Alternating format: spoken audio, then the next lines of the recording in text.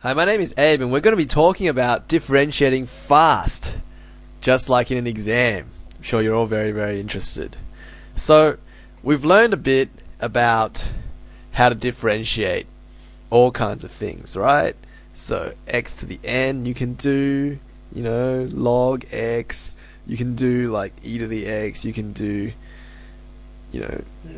sine, cos, tan, etc. You're really good. But on the exam, they're not going to be like differentiate cos x, right? It's not going to happen that way.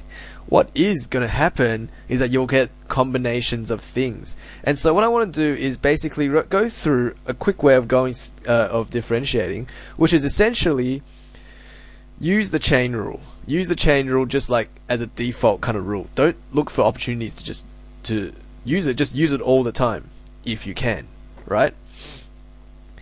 So the key is to use the chain rule, and I'm going to tell you or show you how it's all done. So instead of knowing how to differentiate x to the n, it's actually more useful if you learn how to differentiate, say, a whole function to the power of n. And instead of learning how to differentiate log x, why don't you learn to differentiate a whole function, or log of a whole function? Sorry, that here is f dash of x. Okay, so let's just talk this through then, right? So you know that the chain rule looks like this. The chain rule goes dy dx is dy du du dx, like that, right? So basically what it really says is if you have an operation, break it into two, and it makes life a lot easier. So for instance, if you want to do g of x to the power of n, if you want to do the chain rule on this, right, you let u equal g of x, so that is u, like so. And if you do that, then dy du is just going to be, well, pretty simple, since that's just u to the n. So you'll get n g of x, right? G of x is u to the n minus 1. And then the second part is du dx. Du dx, now u is g of x, and du dx, so the derivative of g of x is just g dashed of x. You don't know anything about g of x. You see, the way we've done it is very general, right? Any function to the power of n, you can immediately know that the derivative of that is n times that function to the power of n minus 1 times the derivative of that function. Fairly simple. So we can go ahead actually using the same technique, and you can find derivatives for each of these. So e to the power of a function, you can do log of a function is actually the derivative over the actual function. Now if you were to run through the steps that I ran through for that first line with each of these, you'll be able to get exactly the same result as I get. Sine g of x is g dashed of x cos g of x. Cos g of x becomes negative g dashed of x sine g of x, and tan g of x becomes g dashed of x sec squared g of x. Oops, square brackets here.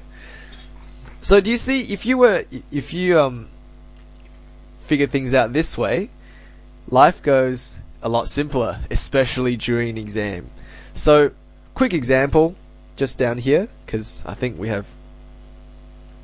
need quite a bit of space on screen. So let's say you wanted to do let's do let's differentiate one, right? Let's pretend f of x equals cos of and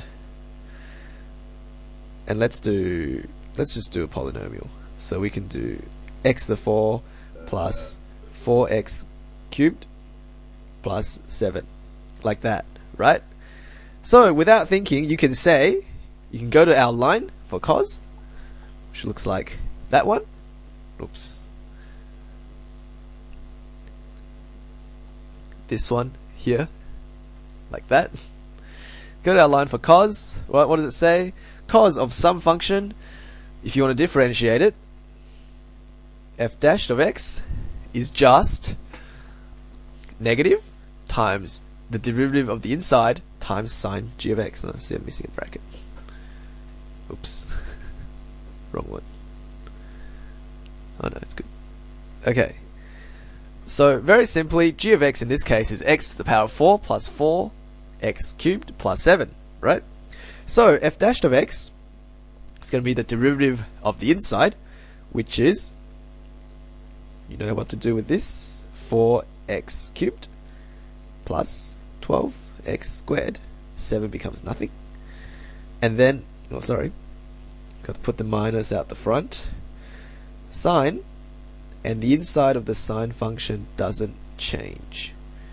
So you see how I was able to do that in one step because of the above rules I'd kind of written for myself.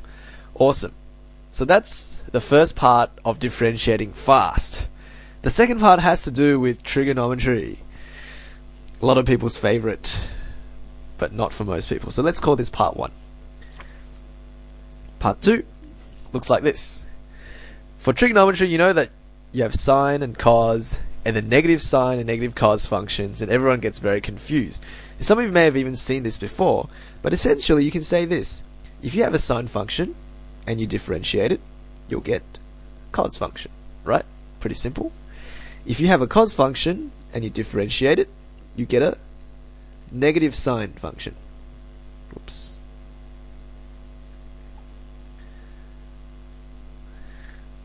And if you have a negative sine function and you differentiate it, you get a negative cos function. And if you differentiate negative cos, you come back to positive sine. Just like that. So it goes around in a circle. Yeah? Fairly simple. Fairly simple. The third thing I want to show you is this. 3 easy tips today. Third thing I want to say is that product rule and quotient rule can generally be both used for one problem. If you can do it for product rule, you can probably do it for quotient rule. The problem here is which one is better. Which one is better, right? And generally, and this is not true for all cases, but sort of in general, you want to put everything as a positive power, and then see if it looks like a product or a quotient. So if it's either, remember it was g of x, h of x, or g of x divided by h of x. So a very quick example would be, let's say you have f of x equals sine x times x squared plus 4 to the power of negative 2. Now, if you were to use the product rule, right, you'd have u as sine x, v as x squared plus 4, all to the power of negative 2. So, for product rule,